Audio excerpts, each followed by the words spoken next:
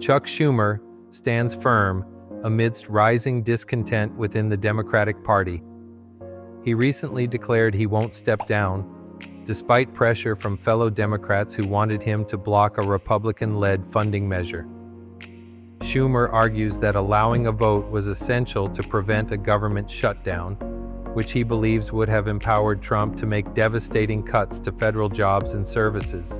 Critics, including Nancy Pelosi and Bernie Sanders, express frustration, suggesting he missed an opportunity to leverage the party's position against Trump.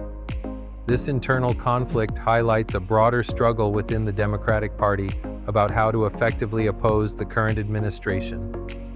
As tensions rise, the question remains, how will the party unite to face the challenges ahead? Canada stands at a pivotal moment in its trade relationship with the U.S. Foreign Minister Melanie Joly believes we can emerge victorious from this trade war ignited by tariffs imposed by President Trump. With Canada being the largest customer of the U.S., buying more than China, Japan, the U.K., and France combined, we hold significant leverage. Yet it's not just Canadians feeling the pinch. Hard-working Americans are also affected.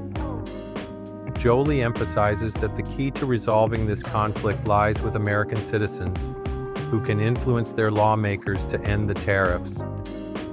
As Canadians prepare for elections, the trade war looms large in voters' minds, with both the Liberal and Conservative parties rallying against these tariffs.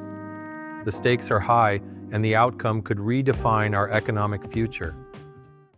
Trump has just rescinded an executive order that targeted the prestigious law firm Paul Weiss after they pledged to provide $40 million in pro bono legal services to support his administration. This move came after Trump accused the firm of undermining the judicial system and issued an order that canceled federal contracts with them. In a surprising twist, the firm agreed to abandon diversity policies and commit to merit-based hiring, which has sparked outrage in the legal community.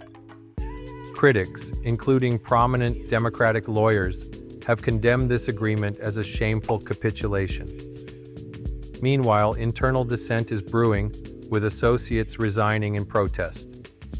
This situation highlights the intense political pressures facing law firms today and raises questions about the future of legal ethics and independence in a polarized environment.